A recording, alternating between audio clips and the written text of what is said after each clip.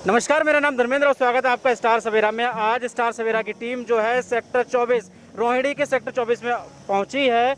यहाँ की जो जनता है दसियों साल से परेशान है। यहाँ जो आप देख सकते हैं किस तरीके से गड्ढे हैं और इन गड्ढों की वजह से क्या है कि आमतौर पर जब बारिश होती है तो पानी भर जाता है। यहाँ की जनता बहुत ज़्यादा परेशान है। सेक्टर 24 की जनता की लगातार कंप्लेनें आ रही हैं और कंप्लेनों के साथ में यहाँ जो प्रशासन है पूरी तरीके से सोया हुआ है। प्रशासन के पास लगातार कंप्लेन जाती हैं, आश्वासन दे दिया जाता है कि इस पे काम होगा, लेकिन कोई काम नहीं होता।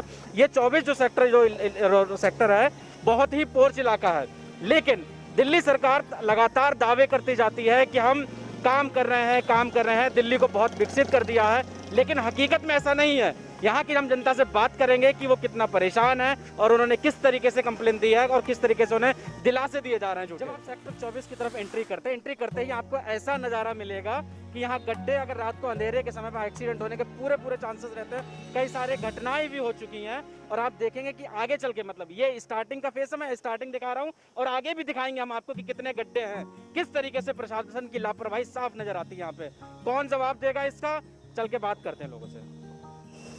आप यहाँ लंगर चला रहे हैं, आप देख रहे होंगे कि किस तरीके से लोग आते हैं और इन गड्ढों की वजह से परेशान हो रहे हैं। क्या कहना है? यहाँ पर जब सर जी लंगर आता है, हमारा डेली ट्रक आते हैं, गड्ढा होने से हमारा बहुत ज़्यादा लंगर खराब होता है। बर्तन गुरुद्वारे से बहुत भरे हुए आते हैं और वो बर्तन भरे होने की वजह से लंगर गिर जाता है हमारा उसके अंदर में, और गड्ढों की व्यवस्था से पानी की बहुत दिक्कत होती है और वहाँ पे काफ़ी ज़्यादा ट्रैफिक रहता है इस सड़क पर, और गड्ढे से कभी किसी भी कोई हादसा होने का खतरा बना रह सकता है। ये गड्ढे काफी टाइम से हैं। इसके एमएलए साहब को कई बार कहा है मगर वो सुनने को तैयार नहीं है। एमएलए कौन है यहाँ के? यहाँ पर एमएलए हैं जय भगवान उपकार जी, जो किसी काम को करने के लिए बिल्कुल भी तैयार नहीं है।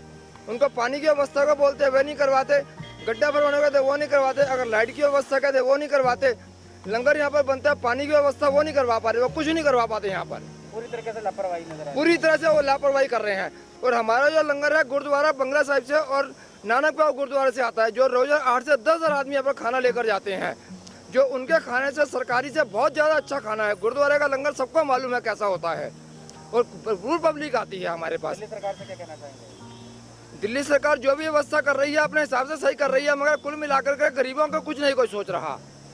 खाली वो केवल लंगर की व्यवस्था कर रहे हैं। छोटे बच्चे हैं जिनके घर में कोई उनके दूध की व्यवस्था नहीं है, कोई बिस्कुट की व्यवस्था नहीं है।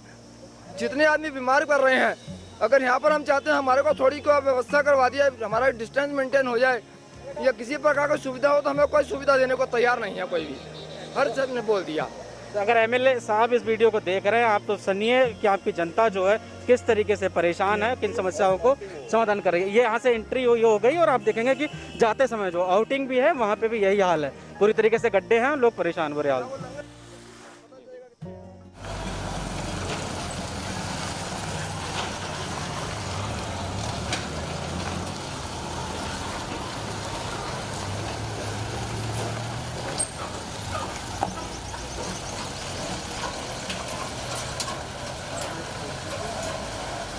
इस समय पे हम मौजूद हैं दी सवर्जन स्कूल के जस्ट सामने। आप देख सकते हैं कि एक तरफ स्कूल की बड़ी सी बिल्डिंग है, बहुत अच्छी लग रही है, लेकिन वही उसके सामने देखेंगे गड्ढे भी हैं, जहां किसी की प्रशासन की कोई नज़र नहीं जा रही है। यहाँ के एमएलए साहब का कहा जाता है कि वो बिल्कुल ध्यान नहीं दे रहे इन सारी चीज़ों पर। हमारे साथ बात करने के लिए मौजूद हैं सेक्टर 16 से। सर आपने पॉकेट 16 से हैं सर। यहाँ की जो बदहाली यहाँ कब से देखा? सर ये 10 साल हो गए मेरे को यहाँ पे सेक्टर 24 में अपने रेजिडेंस बनाए हुए 10 साल हो चुके हैं, और 10 साल में एक बार भी यहाँ का रोड नहीं बना है। 10 साल में एक बार भी रोड नहीं बना है। और ये हाल इस रोड का नहीं है, ये पूरे सेक्टर 24 का हाल है। और वैसे कहते हैं इतना अच्छा सेक्टर काटा है डीडीए ने, यहाँ पे पार्क इतने हैं, हरियाली इतनी है, मंदिर इतने हैं, स्कूल इतने हैं, पर यहाँ पे रोड अच्छे क्यों नहीं है? दिल्ली सरकार ये रोड कब अच्छे होंगे? इतनी गंदगी है, ये पता नहीं। हम नाम है रोहिणी में रह रहे हैं, पर ये कॉलोनी से भी बदतर है। दिल्ली सरकार से क्या कहना चाहिए? दिल्ली सरकार से उम्मीद यही करना चाह रहे हैं बस आपके स्टार सवेरा चैनल के माध्यम से कि थोड़ा सा सेक्टर 24 का, जैसे हर चीज़ इतनी अच्छी है, थोड़ा सा रोड भी अच्छे हो जाए। बाकी आपका बहुत बहुत धन्यवाद, आपने इतना टाइम निकाला सेक्टर 24 की तरफ इस रोडों के लिए ध्यान दिया, इस चीज़ का आपको बहुत बहुत धन्यवाद। तो अगर एमएलए साहब अगर देख रहे हो और सुन रहे हो हमारे इस वीडियो को, तो आप समझिए कि जनता किस तरीके से परेशान है। आपके क्षेत्र की जनता, उनकी आवाज़ को सुनिए। मेरा नाम गजेंद्र शर्मा है, मैं पॉकेट 15 से यहाँ पर हूँ और RWA का यहाँ पिछले 4 साल से प्रेसिडेंट हूँ। यहाँ पर पिछले 4 सालों में मैंने देखा है कि रोडों की इतनी बद से बदतर हालत हो गई है, यहाँ पर पता ही नहीं पड़ रहा है कि रोड किधर है और सड़क किधर है। सोवरन स्कूल सामने है, हम सोवरन स्कूल के ठीक सामने खड़े हो, यहाँ पर सुबह से लेकर शाम तक यहाँ पर बच्चे पढ़ने के लिए आते हैं, उनके पेरेंट्स आते हैं, बट यहाँ पर उनकी सेफ्टी सिक्योरिटी का ध्यान जो है पुलिस तो करती ही करती है, बट जो इंफ्रास्ट्रक्चर है वो डीडीए की जिम्मेदारी होती है, एमसीडी की जिम्मेदारी होती है, लोकल एमएलए की जिम्मेदारी होती है, बट इन लोगों का किसी का भी कोई भी ध्यान नहीं है सेक्टर 24 के ऊपर। यहाँ पर जीना मुहाल हो चुका है। 2 बार तो मैं खुद ही पर्सनली यहाँ पर किसी का एक्सीडेंट हो गया था नाइट में इन गड्ढों में ही, तो मैं उसको लेके अम्बेडकर हॉस्पिटल में एडमिट कराया बेचारे को, वो बच गया बट इंजर्ड हो गए। आए दिन यहाँ पर एक्सीडेंट होते रहते हैं, बद से बदतर हालत है। आप मीडिया के माध्यम से मैं आपको उन तक मैसेज पहुँचाना चाहता हूँ, डीडीए, एमसीडी और एमएलए जो लोकल लाइट अपने आप को नेता समझते हैं और हैं, यहाँ पर सेक्टर 24 का उद्धार कब होगा और एस की दुर्दशा के लिए कौन जिम्मेदार है? मेरा सिर्फ एक ही ये क्वेश्चन है और ये जल्द से जल्द होना चाहिए। डीडीए से मेरी रेगुलर बात होती है, वहाँ के एई हैं, जेई हैं, उन सभी से रेगुलर बात होती है। वो पिछले 6 महीने से रेगुलर बोले हमने टेंडर कर दिया है, अवार्ड कर दिया गया है, ठेकेदार करने वाला है, ठीक है। अब इसके बाद में आपको भी पता है 25 तारीख के बाद हमारे दिल्ली में मानसून आ जाएगा, ये रोड कब बनेगा? फिर ये 3-4 महीने के लिए चला गया। नए नए एक्सक्यूज़ जो है हर कोई अपना पल्ला झाड़ना चाहता है, जिम्मेदारी लेने के लिए कोई भी नहीं आना चाहता है। आपने मानसून की बात कही, आपने कहा कि गड्ढे जो हैं, गड्ढे और रोड में कोई फ़र्क नहीं पता चल रहा है। ऐसे में क्या है कि जब बारिश का समय होता होगा तो यहाँ पानी भी भर जाता होगा। दिल्ली में चिकनगुनिया और मलेरिया की काफ़ी समस्या है, तो उन चीज़ों पे कुछ कार्रवाई होती है, यहाँ पे नहीं हो रही है? सर क्या कार्रवाई होगी? मैं तो सबसे पहले मैं अभी न्यूज़ में देखा था मैंने कि हमारे दिल्ली के स्वास्थ्य मंत्री सत्येंद्र जैन भी अस्वस्थ हो गए हैं कोरोना कोविड से। मैं सबसे पहले उनको स्वस्थ होने के लिए भगवान से प्रार्थना कर स्वस्थ हो जाएं, बट उनको भी अपने प्रशासनिक अधिकारियों को निर्देश देना चाहिए कि कहीं भी कोई भी मलेरिया, डेंगू के कोई भी मरीज़ नहीं आना चाहिए। पानी भरा होगा तो इस प्रकार की बीमारियां होना ही होना नेचुरल है, स्वाभाविक है। इस और एमसीडी को भी ध्यान देना चाहिए। एमसीडी को जब कॉल करते हैं, क्योंकि पर्सनली हम लोग कॉल करते हैं, कोई भी कॉल कंप्लेंट होती है उनको कॉल करेंगे तो 3 दिन बाद आएंगे, 2 दिन बाद आएंगे और करेंगे, अपना फॉर्मेलिटीज़ किया हुआ हो गया। रिस्पॉन्सिबिलिटी ओवरऑल ये है, कोई भी नहीं लेना चाहता है। सेक्टर 24 हमारे रोहिणी का सबसे पॉश इलाका माना जाता है, लेकिन ऐसा लग रहा है कि हम जो है कोई जे कॉलोनी और कोई अदर कॉलोनीज में रह रहे हैं। आपका कहना है कि यहाँ का जो लोकल का एडमिनिस्ट्रेशन है पूरी तरीके से लापरवाही बरत रहा है? Totally sir, totally.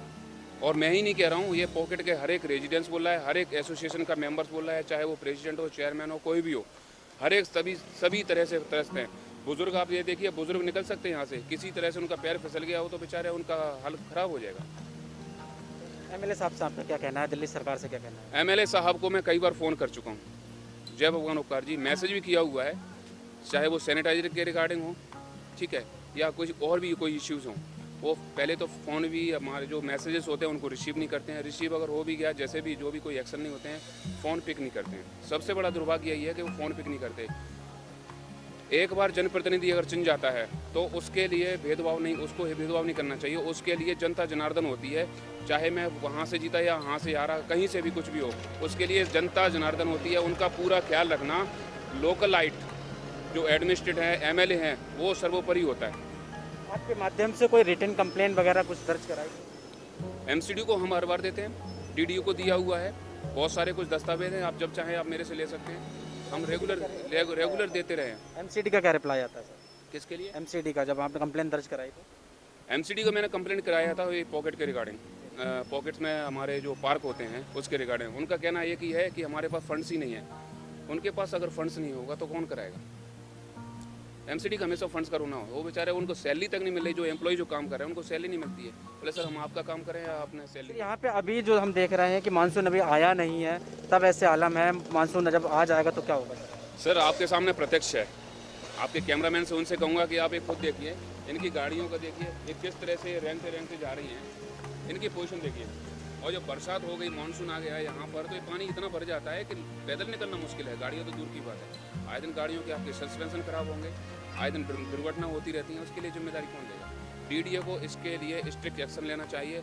अगर आपके माध्यम से उन तक वो मैसेज पहुंचना चाहिए, अगर नहीं लेते हैं तो शीघ्र ही हम जो है सेक्टर 24 की जो एसोसिएशन है, फेडरेशन ऑफ आरडब्ल्यू है, मैं उसका जनरल सेक्रेटरी भी हूँ, हम इनके लिए विजेंद्र गुप्ता जो कि उसके वाइस चेयरमैन हैं डीडीए के, उनसे मिलेंगे और एलजी साहब को एक रिटन कंप्लेंट और इसके रिगार्डिंग दिए एज सुन एज पॉसिबल। हमारे सेक्टर 24 का उद्धार होना चाहिए, बस हमारा यही है। तो आप देख सकते हैं कि किस तरीके से यहाँ की जो लोकल की जो जनता है कितना परेशान है। आए दिन इन गड्ढों का समस्याओं का कोई निदान नहीं हो रहा, इन गड्ढों से किस तरीके से जूझ रहे हैं। बारिश होने वाली है, आमतौर पे आप देख सकते हैं कि कितनी समस्या हो। सब गाड़ी यहाँ से लेके जा रहे हैं, गड्ढे हैं, कैसा आपको लग रहा है? बहुत बुरा हाल है।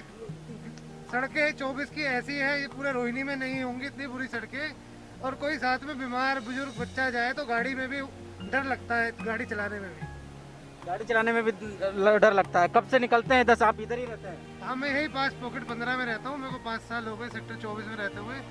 यहाँ की सड़कों की हालत सबसे ज़्यादा ख़राब है। तो यहाँ विधायक जी से क्या कहना है आपका?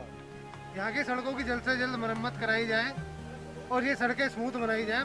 ऐसी सड़कें पूरी दिल्ली में नहीं होंगी जो 24 सेक्टर की सड़कें। लोगों ने फेसबुक पे भी इतना बोला है, पर यहाँ कोई सुनवाई नहीं हो रही। सबसे पहले तो सर मैं आपका नाम जानना चाहूँगा। सर, मेरा नाम रवि पवार है और मैं पिछले 20 सालों से सेक्टर 24 में रह रहा हूँ। 20 सालों से सेक्टर हाँ जी। यहाँ की जो हालात हैं उनमें कभी सुधार देखा? भाई साहब, ऐसा है, पहले आप ये लगा के चलिए कि सुधार तो बहुत अच्छा था यहाँ पे, लेकिन पिछले कुछ टाइम से क्या है कि जब से यहाँ पे विधानसभा में जो आम आदमी पार्टी के जो विधायक चुन के आए हैं, उससे पहले वो यहाँ पे निगम पार्षद थे। तो निगम पार्षद रहते हुए भी उन्होंने यहाँ पे कुछ काम नहीं किया, और विधायक बनने के बाद तो उन्होंने आगे यहाँ पे कभी देखा ही नहीं। तो यहाँ की जो स्थिति है, जिसमें आप लगा के चलिए कि पानी की स्थिति है, रोडों की स्थिति है, पार्कों की स्थिति है, उसके बाद आप लगा के चलिए स्ट्रीट लाइट की स्थिति है, बहुत ही चिंताजनक है। इस तरीके से गड्ढे हैं यहाँ पे, आमतौर पे जब निकलते होंगे तो निजी जीवन जनजीवन भी इफेक्ट होता होगा इससे। देखिए भाई साहब, ये तो आप यहाँ के किसी भी रेजिडेंट से पता कर सकते हो जो यहाँ के निवासी है। यहाँ पे हर 6 महीने में आपको गाड़ी के शॉकर चेंज करवाने पड़ते हैं। बहुत बुरा हाल है। सड़कों की स्थिति तो इतनी दयनीय है कि आप ये लगा के चलिए, कई बार तो रात के टाइम अगर आप स्कूटर पे दोपहिया वाहन पे यहाँ से निकलते हैं तो आपके साथ कोई भी हादसा हो सकता है। यहाँ कोई ऐसा हादसा हुआ हो या फिर अस्पताल ले जाते समय किसी पेशेंट को जब हम ले जा रहे हैं? सर, ये तो यहाँ का डेली रूटीन का है।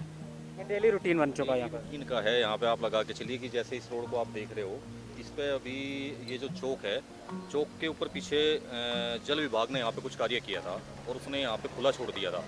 उसमें 2-3 बार ऐसी इंजरी हुई, जैसे 2-3 बार बच्चे हैं जो स्कूटी से जाते हुए या फिर जो बुजुर्ग हैं स्कूटी से जाते हुए गिर गए हैं, तो काफ़ी चोटें आई हैं उनको। बहुत दिक्कत का काम है। क्षेत्र के जो विधायक हैं उनका इधर आना या एडमिनिस्ट्रेशन की तरफ से कोई कार्रवाई हुई है? देखिए, जो आम आदमी पार्टी से विधायक है, उनका जो कहना है वो ये कहते हैं कि भी जो आम आदमी पार्टी का जो वोट बैंक है वो कॉलोनी में है, सेक्टरों से उनको कोई मतलब नहीं है। तो वो इधर ना तो कभी आके उन्होंने किसी प्रकार का विकास कार्य किया। यहाँ पे तो वो चुनाव में तो 1-2 बार दिखे, और चुनाव में आने के बाद भी उनकी ये स्टेटमेंट होती है कि मुझे यहाँ के वोट की ज़रूरत नहीं है।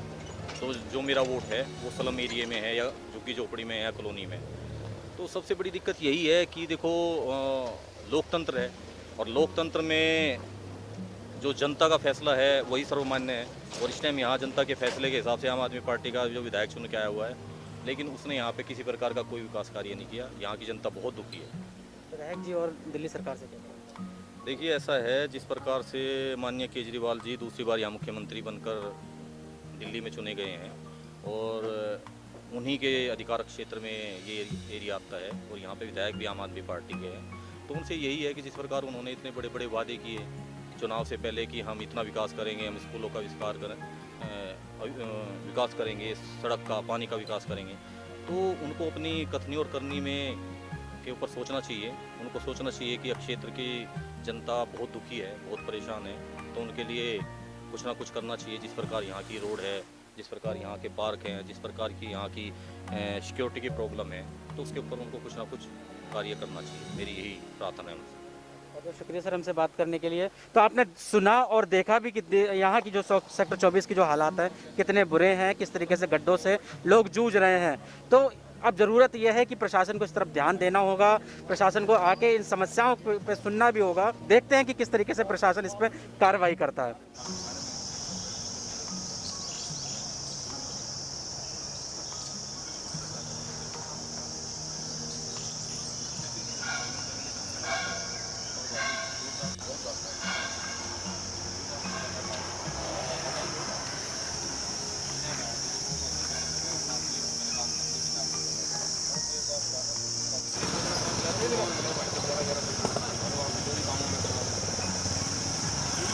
तो काफ़ी हद तक आप हाल देख चुके होंगे कि सेक्टर 24 का कितना बुरा हाल हो रखा है। जब हम बात रोडों और सड़कों के गड्ढों की कर रहे थे, उसी बीच जब हमारी नज़र पड़ी इस पार्क पे, पार्क की हालत आप देख सकते हैं किस तरीके से। यहाँ के लोकल के जो लोग हैं उनका कहना है कि अभी तक प्रशासन की तरफ से किसी ने कोई सुध नहीं लिया है। लाखों का बजट आता है, आवंटित होता है, इस पर खर्च भी बहुत कुछ होता है, लेकिन हालात आप देख सकते हैं किस तरीके से हैं। सर क्या कहना चाहेंगे इन हालातों को, कौन जिम्मेदार है? सर सेक्टर 24 के अंदर कूड़े को लेके बहुत ज़्यादा दिक्कत है। अब ये आप देख सकते हैं यहाँ पे रोड के ऊपर किस तरीके से कूड़ा पड़ा है और ये टूटा हुआ है, वो टूटा पड़ा है, कूड़ा है। रोडों की हालत बहुत ज़्यादा ख़राब है। मतलब यहाँ से किसी भी रोड पे से आप गाड़ी निकाल नहीं सकते, इतने गड्ढे हैं, मतलब बहुत ज़्यादा बुरा हाल है। साफ़ सफाई पे और रोडों पे बिल्कुल ध्यान नहीं दिया जा रहा सेक्टर 24 के अंदर रोहिणी। और यहाँ पर इस चीज़ की वजह से काफ़ी दिक्कत है, थोड़ी दिक्कत नहीं है, काफ़ी दिक्कत है। लोगों को आने जाने में दिक्कत है। टू व्हीलर के ऊपर, स्कूटर के ऊपर लेडीज़ बैठी होती है तो पीछे उन्हें दिक्कत बहुत होती है स्कूटी के ऊपर बैठने पे। तो इस चीज़ के ऊपर प्लीज़ गंभीरता से ध्यान दिया जाए, क्योंकि हम लोग यहीं के निवासी हैं और हम बहुत सारी समस्याओं का देख रहे हैं। यहाँ पे बहुत ज़्यादा दिक्कत है। तो मानसून आने वाला है, यहाँ जो गड्ढे हैं इनके जो पानी भर जाता होगा, लोकल के लोगों का यही कहना था कि काफ़ी सालों से ऐसा हो रहा है। तो क्या यहाँ पे डेंगू, मलेरिया ऐसी समस्या भी होती है? बहुत ज़्यादा दिक्कत है जी। एक तो सेक्टर 24 के पास पहले ही नाला है, उस वजह से मच्छरों की बहुत तादाद बढ़ती जाती है। उसके बाद गड्ढे होने की वजह से तो इन बीमारियों से बहुत ज़्यादा खतरा है। और गड्ढों की वजह से इतना पानी हो जाता है कि निकल ही नहीं सकता बंदा। रोड के ऊपर यही नहीं दिखता कि कहाँ पर रोड है, गड्ढा है, सीवर है, नाला है। तो रोड और साफ़ सफाई का तो पूरा ध्यान देना चाहिए सेक्टर 24 के अंदर। जो भी प्रशासन है उसको ध्यान देना चाहिए। आबादी में 1% कमी नहीं है, पूरी आबादी सेक्टर 24 के अंदर है, लेकिन 1% भी यहाँ ध्यान नहीं दिया जाता। पिछले 2-3 सालों से हम लोगों से सुनते हैं कि यहाँ पे बजट पास हो गया है, यहाँ रोडें बनेंगी, यहाँ सफाई होगी, यहाँ पार्कों का ठीक से निर्माण होगा, लेकिन इस चीज़ को लेके कोई भी बिल्कुल ध्यान नहीं दे रहा। तो मेरा अनुरोध है, जो भी डिपार्टमेंट की का काम हो, मैं तो उनको जिम्मेदार मानता हूँ। उनको आगे अप्रोच करना चाहिए और इस काम को महत्वपूर्ण तरीके से ध्यान में। क्या चीज़? नहीं, हमने अपनी नज़र से तो नहीं देखा जी, मैंने तो नहीं देखा। आते हैं यहाँ पे विजिट करने के लिए? कौन? विधायक जी आते हैं? नहीं, हमारी नज़र के सामने तो हमने कभी ज़्यादा ध्यान नहीं दिया जी। हमारी नज़र के सामने मतलब मैं अगर अपनी पर्सनल राय दूँ तो मैंने आज तक किसी को नहीं देखा। यहाँ पर रोडों के ऊपर लेके कई लोगों ने कई बारी एप्लीकेशन दे दी, बहुत कार्रवाई कर ली, लेकिन किसी की कोई कार्रवाई नहीं है। बस ये बोर्ड पास हो गए, बजट पास हो गए, बजट बस यहाँ पे एक ही बात कहते हैं, बजट पास हो गए, बजट पास हो गए। अभी यहाँ पे नाला है, ये नाले के कारण इतनी स्मेल आती है, हर साल एसी की गैस, फ्रिज की गैस सब खराब हो जाती है। और अब ये नाला जो ग्रीन बेल्ट से निकाला जा रहा है, कोई सुनवाई नहीं है, किसी भी चीज़ की कुछ भी नहीं है। सेक्टर 24 में रहना अब मुश्किल हो चुका है, जो शुरू की पुख्ते है। हमारा अनुरोध है प्रशासन से। विधायक जी से ये कहेंगे सड़कों, सबसे पहले सड़कों सस्पेंशन वगैरह सब बोल गए। आज 3 साल होगा बस सिर्फ यही बात सुनते हैं, बस पास हो चुका जी, बनने वाली है, बस पास हो चुका, बनने वाली है। कभी कुछ नहीं तो सड़कों की हालत देख लो अब कैसी है, 1-1 फुट गड्ढे, 1-1 फुट गड्ढे सड़कों के नीचे।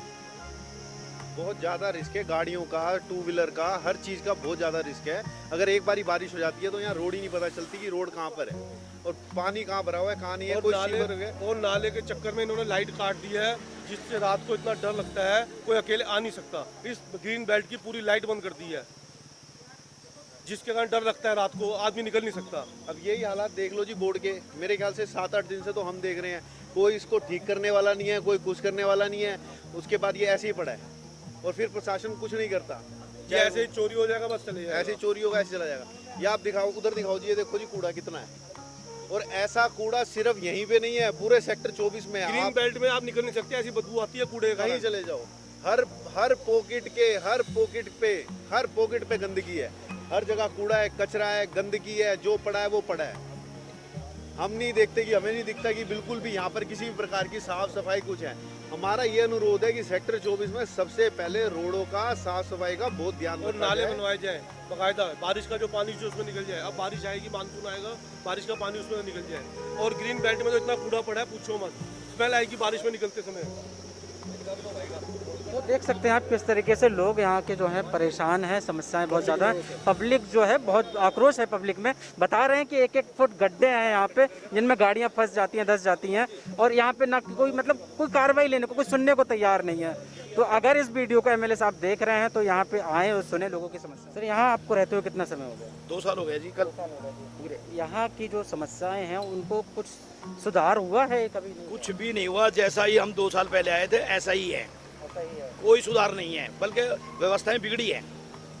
तो 2 साल पहले यहाँ के विधायक कोई और रहे होंगे, अब कोई और हैं। कोई और था पहले, जब हम यहाँ आए थे तब हमें पता नहीं था। एमएलए जो पहले वो कौंसलर था वही एमएलए है इस टाइम। वही है। कभी कंप्लेन वगैरह कराई आपने? वो भाई हमारे यहाँ पे आए हैं, हमारी पॉकेटों में भी आए हैं, आश्वासन दिया है, सब कुछ कराया, सब कुछ कहते हैं, होता कुछ नहीं है। सिर्फ आश्वासन देके चले जाओ। सिर्फ आश्वासन, ओनली आश्वासन। यहाँ जब आप निकलते होंगे तो रोज जो डेली रूटीन होता होगा उसमें भी कहीं ना कहीं डिस्टर्बेंस होता होगा, क्योंकि गड्ढे हैं, सड़कों में पानी भर जाना, गंदगी होना। गंदगी है, चैन छप्पटवार हैं, जो ये आदमी जो गुंडे घूमते हैं, इस तरह का भी यहाँ पे है। लाइट है आधी बंद पड़ी है, पॉकेटों के अंदर भी पड़ी है, रोडों पे पड़ी है। लेकिन केजरीवाल सरकार तो लगातार दावे करती जा रही है कि हम विकास कर रहे हैं, दिल्ली का हमने बहुत विकास कुछ किया नहीं है। करा जी, बेकार की बातें। यहाँ पे लाओ तो फिर मेरे सामने बात कराओ, मैं तैयार हूँ बैठने के लिए। सब बेकार की बातें हैं। सब बेकार है, कुछ नहीं हुआ जी। 2 साल में हमने लोगों ने कहाँ से पैसा करके हम सेक्टर 24 में आए, 5 से छोड़ के, सिर्फ इसलिए कि एक अच्छी लोकेशन मिलेगी। मुझे तो ये लगा कि उससे भी बेकार लोकेशन है, उससे भी ज़्यादा बेकार लोकेशन यहाँ की है। पार्क देखो, सफाई नहीं है। लोगों का लगातार जो गुस्सा है प्रशासन की तरफ से पूरे तरीके से है कि इनको सिर्फ आश्वासन मिलता है। यहाँ जो है बता रहे हैं कि इनको रहते हुए काफ़ी समय हो चुका है, लेकिन इनकी कोई सुनने को तैयार नहीं, कोई सुध लेने को तैयार नहीं है। इन्हीं सारी मुद्दों पे बात करने के लिए हमारे साथ मौजूद हैं पॉकेट 17 के प्रधान है जी हैं। आपका बहुत बहुत स्वागत है। मैं GS डबास, ये 17 साल हो गए मुझे यहाँ पर रहते हुए। 17 साल में यहाँ का कोई भी डेवलपमेंट जो ना जीरो है एकदम। पार्क के पीछे 15 साल लगे हुए हमें, तो इतने लेटर लिख लिए DDA को, जिसकी कोई सुनवाई नहीं है। यहाँ पर सुबह शाम शराब वाले सुबह शाम तक जो ना गाय और दुनिया भर के जानवर घूमते हैं। रात को शराबियों का जमावड़ा इकट्ठा हो जाता है।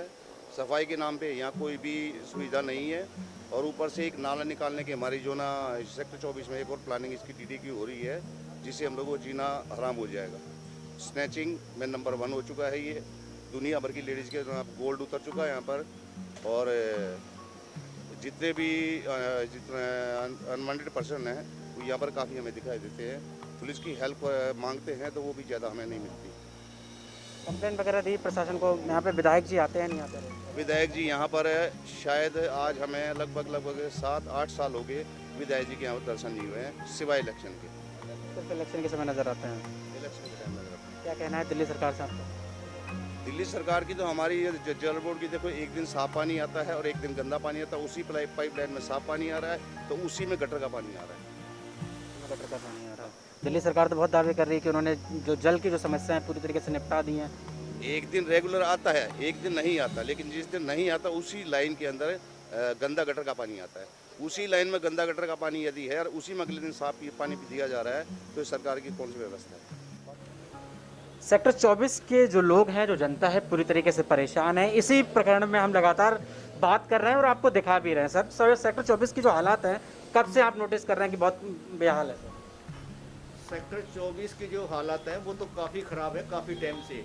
एक तो ये सेक्टर 24 और 25 का जो वो है लाल बत्ती जो बंद होगी, उसको तो हम काफ़ी टाइम से देख रहे हैं। उसमें तो गड्ढे पड़ जाते हैं, मलबा डाल देते हैं, काफ़ी स्कूटर वाले गिर गए उसमें, कई गाड़ियों के एक्सीडेंट हो गए, उनकी ख़राब हो गई। उसके बाद में इधर आके हमारी जो पॉकेट 1 है उसमें तो ये पानी भरा हुआ है। हमारे वहाँ पर जो किराएदार हैं वो रोज़ कंप्लेंट करते हैं, भाई साहब ये यहाँ पे निकलने का रास्ता नहीं है, देखो क्या बुरा हाल हो रहा है। हमारे ग्राहक आते हैं वो बोलते रहते हैं, समझे नहीं। और जो सेक्टर 24 में इस साइड में चले जाओ जहाँ पे ये पॉकेट 13 है, यहाँ बहुत बुरा हाल है, समझे नहीं। काफ़ी हमने लोगों से बात करते हैं, भाई क्या करें, प्रशासन सुन नहीं रहा है। यहाँ पे जो विधायक है हमें पता नहीं चल रहा कौन विधायक है, कौन विधायक जी एरिया में विजिट करते हैं, आते हैं? ना मतलब नहीं, उसको हमने तो कभी इसको देखा ही नहीं, समझे नहीं। तो इस तरह की बड़ी समस्या है। हम क्या कहें भाई, लोग तो काफ़ी कंप्लेंट कर चुके मगर अब कोई सुनता ही नहीं है उसके बारे में। बारिश का इस तरीके से मौसम आने वाला है और यहाँ गड्ढे हैं और उससे ज़्यादा दिक्कतें होंगी, गंदगी फैलेगी, मच्छर होंगे, पैदा होंगे लोग। तो इससे तो और ज़्यादा नुकसान होने वाला है, समझिए। पहले ही लोग परेशान हैं, उसके बाद में रास्तों के को लेकर तो काफ़ी परेशानी चल रही है। अब देखो हम तो रिक्वेस्ट कर रहे हैं इनको सुने। दिल्ली सरकार से ये कहते हैं भाई ये लोगों की समस्या करो, आपको हमने उनको बुलाया है, लेके आए हैं, तो आपका जिम्मेवारी बनती है रोड को देखना, ये करना, लोगों की समस्या है ये करना। अब कितना बुरा हाल है, वो खुद आकर देखें वहाँ पे पॉकेट 1 की तरफ बिहार जहाँ पे पानी भरा हुआ है रोड के। रोज हमारे किराएदार मकान खाली कर करके चले जाए, क्या करें जी, यहाँ पे आने का रास्ता नहीं है, बच्चे गिर जाते हैं, स्कूटी गिर जाती है, बस यही कहना हमारा। तो जिम्मेदार किसको मानते हैं इसका? जिम्मेदार जिसकी जिम्मेवारी उसको मानते हैं, रोड बनाने वाली सरकार की जिम्मेवारी है। अब हमें थोड़ी पता है क्या है क्या नहीं। हम तो जब वोट मांगने आते हैं, जब थोड़ी कहते भैया मैं रोड में ये बनाऊंगा, वो ये मैं करूंगा, तब तो कहते मैं भी वोट दो, हम तुम्हें सुविधा देंगे, मगर उसके बाद में कोई आता नहीं। मतलब वोट ले लिया फिर उसके बाद कोई सुनने ही नहीं आया। उसके बाद में कोई आता नहीं। तो जिम्मेवारी जिसकी जिम्मेवारी बनती है वो आके बात करे, वो करे। हम तो लोगों को बोलते हैं, समझे नहीं। हमारे चैनल को लाइक, शेयर, सब्सक्राइब जरूर करें और बेल आइकन को प्रेस